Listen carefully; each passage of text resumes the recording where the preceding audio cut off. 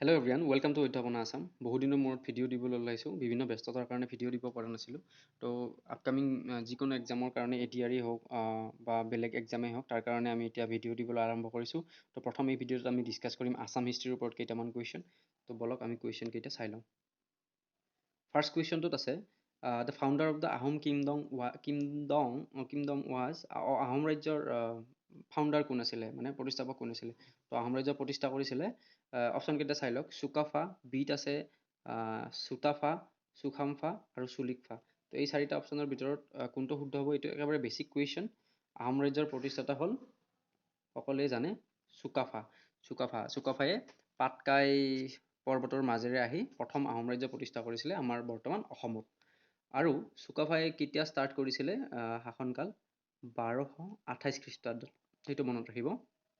আৰু কিমান চনলৈ কৰিছিলে, 1268লৈকে কৰিছিলে, মানে 40 বছৰ শাসন কৰিছিলে তেখেতে, 40 ইয়াৰ্ছ বা 1228 1288 পৰা 1268লৈকে 40 বছৰ শাসন কৰিছিলে প্ৰথম। ছেকেণ্ড কুৱেশ্যনটো চাব। The Ahom establish their last capital. আহোমসকলে বিভিন্ন সময়ত বেলেগ বেলেগ ঠাইত ৰাজধানী কেপিটেল চেঞ্জ কৰিছিলে।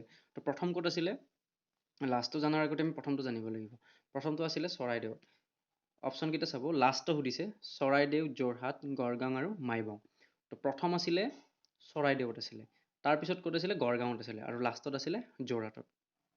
চৰাইদেউত কেতিয়া ৰাজধানী পাতিছিলে, তো প্ৰথমতে বেলেগ কেইঠাইমানত ৰাজধানী পাতিম বুলি ভাবিছিলে, কিন্তু বিভিন্ন অসুবিধাৰ কাৰণে, বানপানী হওক বা বেলেগ খাদ্য খেতি বাতি নোহোৱাৰ কাৰণে হওক, চৰাইদেউটো ভাল ঠাই পালে, তেতিয়া আহোমসকলে তাত প্ৰথম আৰম্ভণি কৰিছিলে। 1253 চনত আৰম্ভ কৰিছিলে তেখেতসকলে ৰাজধানী চৰাইদেউত পাতিছিলে, আৰু অৱশেষত এট লাষ্ট যোৰহাটত পাতিছে। কুৱেশ্যন নম্বৰ 3টো চাব। When Srimanta Sankardev fled by the Ahom kingdom, he was given sheltered by. Srimanta শংকৰদেৱক যেতিয়া খেদি পঠোৱা হৈছিল, তেতিয়া আহোমসকলে যেতিয়া খেদি পঠাইছিল, তেখেতক কোনে চেল্টাৰ দিছিলে, মানে আশ্ৰয় দিছিলে শ্ৰীমন্ত শংকৰদেৱক। অপশ্যন কেইটা চাই ল'ব। অপশ্যন এত আছে নৰনাৰায়ণ, কলীয়া ভোমৰা, চিলাৰায়, ৰুদ্ৰসিংহ। তো ইয়াৰে ভিতৰত কোচ ৰজা নৰনাৰায়ণে, কোচ ৰজা আছিল তেখেতে, কোচ ৰজা নৰনাৰায়ণে তেখেতক আশ্ৰয় দিছিলে কোচ ৰাজ্যত। কুৱেশ্যন নম্বৰ 4টো, the Ahoms originally came from. আহোমসকল অৰিজিনেলি ক'ৰ পৰা আহিছিলে। আহোমসকল আহিছিলে, অপশ্যন কেইটাত দিয়া আছে Maulung, Arakan, Rakhine, none of the above. তো এইটো হ'ল চীনৰ মাউলং বুলি কয়, এইটো চীন দেশৰ মৌলুং। তো মৌলুং দেশৰ পৰা আহিছিলে। বহুতো মানুহ লৈ তেখেতে মানে তাৰ যিজন হেৰি আছিলে, ৰাজকুমাৰ আছিলে তেতিয়াৰ আমাৰ আহোম ৰাজ্যৰ প্ৰতিষ্ঠাতা চুকাফা, তো তেখেতে আহিছিলে পাটকাই পৰ্বত পাৰ হৈ, মাউলুঙৰ পৰা আহিছিলে, মৌলুং বা মাউলুং, তাৰ পৰা আহিছিলে। অপশ্যন এইটো ইয়াতে কাৰেক্ট হ'ব। তাৰ পিছৰ কুৱেশ্যনটো হ'ল, which historian came along with Mir Jumla. কোনজন বুৰঞ্জীবিদ হিষ্টৰিয়ান মীৰ জুমলাৰ লগত আহিছিলে। তো অপশ্যন কেইটাত আছে চিয়াবুদ্দিন তালিছ, ৰাল্ফ ফিটছ, মালিক কাফুৰ, হিউৱেন চাং। তো হিউৱেন চাংটো নহয়, হিউৱেন চাং হ'ল চীনৰ পৰিব্ৰাজক আছিল তেখেত, চীনৰ পৰিব্ৰাজক বা হিষ্টৰিয়ান আছিলে। তো ডিটো নহয়। তো ইয়াৰে মীৰ জুমলাৰ লগত আহিছিলে চিয়াবুদ্দিন তালিছ। 5ৰ এটো শুদ্ধ হ'ব, চিয়াবুদ্দিন তালিছ। আৰু মীৰ জুমলাই কি কৰিছিলে, আমাৰ শৰাইঘাটৰ যুদ্ধও মীৰ জুমলাই লৰিছিলে লাচিত বৰফুকনৰ এগেইনষ্টত। আৰু ৰাল্ফ ফিটছ, আমি মানে ইয়াতে প্ৰত্যেকজন হেৰিৰ লগতে মানে ৰজাৰ লগতে হিষ্ট্ৰী লিখাকৈ এজন মানুহ আহিছিল। তো যেনে ধৰক ৰাল্ফ ফিটছ, তেখেত ইংলেণ্ডৰ পৰা আহিছিলে। কুইন এলিজাবেথ 1 পঠাই দিছিলে, যাতে সেই সময়ৰ ডাটাবিলাক কি কি হৈছিলে তেখেতসকলৰ বিষয়ে যাতে লিখিব পাৰে, সেই কাৰণে এজন হিষ্টৰিয়ান লগত ৰাখিছিলে।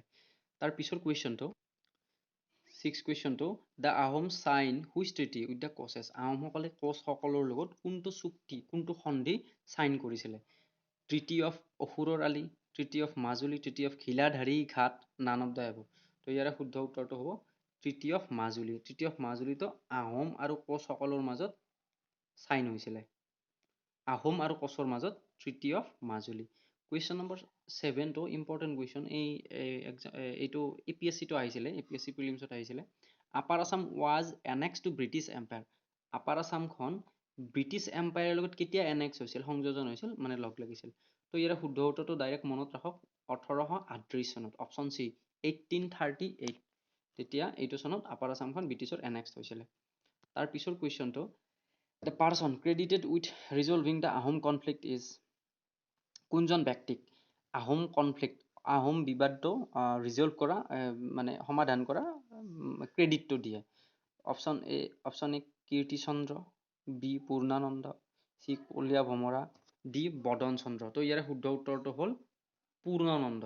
পূৰ্ণানন্দ বুঢ়াগোহাঁই। তো বুঢ়াগোহাঁই পদত অধিষ্ঠিত আছিল তেখেত, পূৰ্ণানন্দ বুঢ়াগোহাঁই। পদ আছিলে বৰগোহাঁই, বুঢ়াগোহাঁইতো, এনেকৈ বহুত পদ আছিলে, আহোমসকলে বনাইছিলে।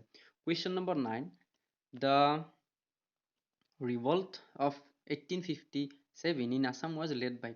অসমত যি গোটেই ভাৰতবৰ্ষতে যি 1857 চনত চিপাহী বিদ্ৰোহ হৈছিলে, সেই বিদ্ৰোহৰ অসমত কোনে লিড লৈছিলে, মানে লিডাৰ আছিলে?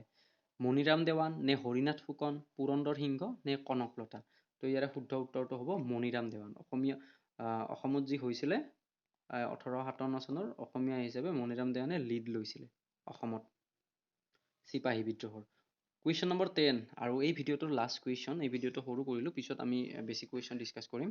Which general was deputed by Aurangzeb to capture Assam? তো আমি মিৰ জুমলাৰ কথা পাতিলোঁ। মিৰ জুমলাৰ লগত এজন যে আহিছিলে হিষ্টৰিয়ান চিয়াবুদ্দিন তালিচ। তো মিৰ জুমলা অসমত আহি পেলাই কি কৰিছিলে, যুদ্ধ কৰিছিলে, শৰাইঘাটৰ যুদ্ধ। মিৰ জুমলা আৰু লাচিত বৰফুকনৰ মাজত শৰাইঘাটৰ যুদ্ধ হৈছিলে। শৰাইঘাটৰ যুদ্ধ কিমান চনত হৈছিলে? 1671 চনত হৈছিলে, মনত ৰাখিব। শৰাইঘাট বেটেল হৈছিলে 1671। 1671 কাৰ মাজত হৈছিলে? মিৰ জুমলা কোনে পঠাইছিলে? এই ঔৰংগজেবে পঠাইছিলে। ঔৰংগজেব মিৰ জুমলাক পঠাইছিলে সেনাপতি।